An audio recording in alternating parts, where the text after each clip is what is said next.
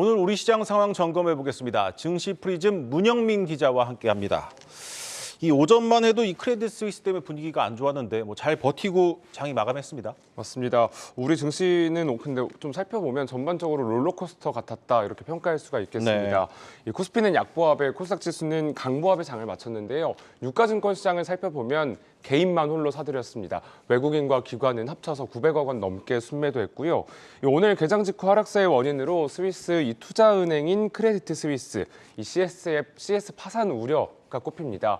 특히 최대 주주인 사우디 국립은행이 CS 지분을 추가로 늘리지 않겠다고 발표하자 리스크는 더욱 부각됐습니다. 그 결과 코스피 지수는 개장 직후 1.4%, 코스닥 지수는 1.8%까지 내려앉기도 했습니다.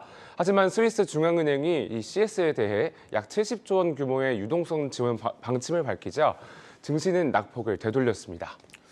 이게 잘 버티긴 했는데 금융시장에 대한 불안감이 가시지는 않는 것 같습니다. 이 증권가에서는 좀 어떤 분석들을 내놓고 있습니까? 증권업계는 우선 SVB 파산 사태와 또 이번 CS 사태까지 이 누적된 긴축 피로감이 시장 전반에 나타난 것이다 이렇게 평가를 했습니다. 네.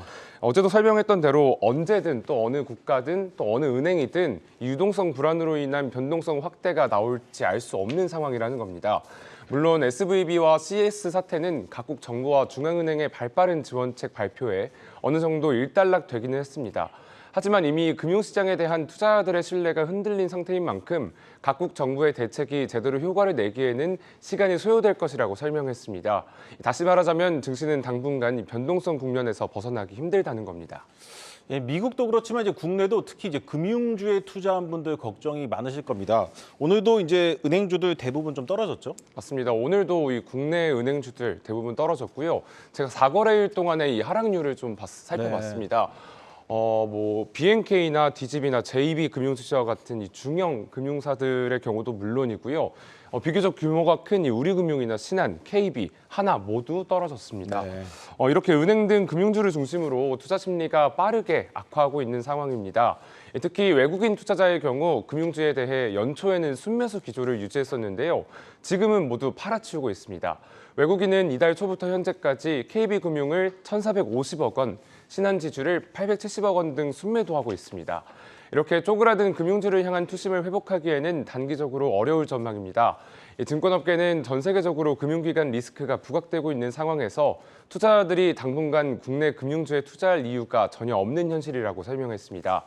그러면서 미국의 3월 FOMC가 열리기 전까지는 이 매수에 신중할 필요가 있다 이렇게 조언했습니다. 다음 주 21일까지는 좀 더 이상 사건이 없었으면 합니다. 오늘 저녁에는 유럽 중앙은행의 통화정책 회의가 열립니다. 맞습니다. 오늘 저녁에 우리 시각으로 열리고요. 유럽 중앙은행은 기존에 기준금리를 0.5%포인트 올린다고 예고한 바 있는데요. 하지만 이 시장은 이번 CS 사태로 유럽 중앙은행이 이러한 조치를 취할 확률이 20%도 채 되지 않는다 이렇게 전망했습니다. 0.25%포인트 인상에 그칠 것이라는 전망이 지배적인 건데 이 중앙은행이 인플레이션 완화보다는 금융 안정성 회복에 보다 힘을 실을 것이라는 이유에서입니다. 이 기준금리 결정도 중요하지만 나오는 코멘트도 유심히 좀 지켜봐야겠습니다. 이 재밌는 소식을 좀 들고 왔습니다. 우리나라 개인 투자자들 통계가 나왔네요. 맞습니다. 우선 제가 좀 살펴보니까 동학개미가 드디어 1,400만을 돌파했다. 네. 동학개미 1,400만 시대 누가 많이 샀나 좀 이런 내용을 오늘 한국예탁결제원이 발표를 했는데요. 이 지난해 말 기준으로 국내 상장 주식을 보유하고 있는 개인 투자자는 1,424만 명으로 나타났고요. 1년 사이 3.6% 늘었습니다. 인구 대비 주식 소유자 비율이 높은 지역은 서울이었고요. 이어서 울산과 대전이 이 뒤를 이었습니다. 성별을 살펴봤더니 남성과 여성의 비율은 거의 비슷했습니다. 남성이 52.2%, 여성이 47.8%였습니다. 이렇게 지역과 성별 또 나이 등을 고려한 기준에서 가장 많은 상장 주식을 보유한 사람은 강남에 거주하는 50대 남자였습니다. 무려 11억 8천 주를 보유했고요. 2위 역시 강남에 살고 있는 60대 남성이었습니다. 이 개인 투자자들이 어떤 종목을 가장 많이 샀는지가 궁금한데 우리가 아는 그 종목들인가요? 맞습니다. 혹시 앵커는 넷플릭스 드라마 더글로리 보셨습니까? 보고 있습니다. 거기에 나왔던 대사인데요. 예솔아, 아빠가 삼전이랑 카카오도 사놨어. 이 말이 실제로도 나타났습니다. 네. 지난해 기준 이 동학개미가 가장 많이 사들인 종목 1위가 삼성전자였고요. 2위는 카카오였습니다. 삼성전자 주식 보유자는 638만 명, 카카오는 206만 명 수준으로 집계됐습니다. 이게 뭐 삼성전자에 대한 사랑인지 육만전자의 발목이 잡힌 건지 모르겠습니다. 그런데 2030 세대, 이른바 MZ 투자자 수는 오히려 줄었네요. 좀 의외입니다. 맞습니다. 살펴보니까 2030 세대는 주식시장이 극심한 위축을 겪자 대거 이탈했습니다. 지난 2021년 말과 비교해서 지난해에만 26만 명 넘게 줄어들었습니다. 이 내용은 홍원표 기자가 전해드립니다. 지난해 국내 주식시장에서 MZ세대 이탈이 눈에 띄었습니다. 지난해 12월 말 기준 2030 세대 주식 소유자 수는 463만여 명으로 전년보다 26만 명 이상 줄었습니다. 전체 주식수 중 2030이 보유하고 있는 비중도 11.4%에서 10.1%로 떨어졌습니다. 다른 연령대에서는 대부분 주식 소유자 수와 비중이 늘어난 것과 대조적입니다. 2030은 주식시장 호황기였던 2020년 하반기부터 이른바 영끌을 이용해 투자하기 시작했는데 지난해 주식시장이 크게 부진했고 대출금리도 빠르게 오르자 견디지 못한 것으로 보입니다. 통계청에 따르면 지난해 30대 이하 가구의 평균 부채는 전년보다 2% 늘어난 1억 193만 원으로 사상 처음으로 1억 원을 넘어섰습니다.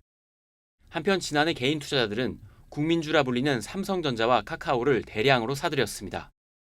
삼성전자를 보유한 개인 투자자 수는 561만여 명에서 638만 명으로 1년 새 70만 명 이상 증가했고 카카오는 192만 명에서 207만 명으로 15만 명 늘었습니다. 순 매수 금액으로는 각각 16조 원, 2조 원이 넘습니다.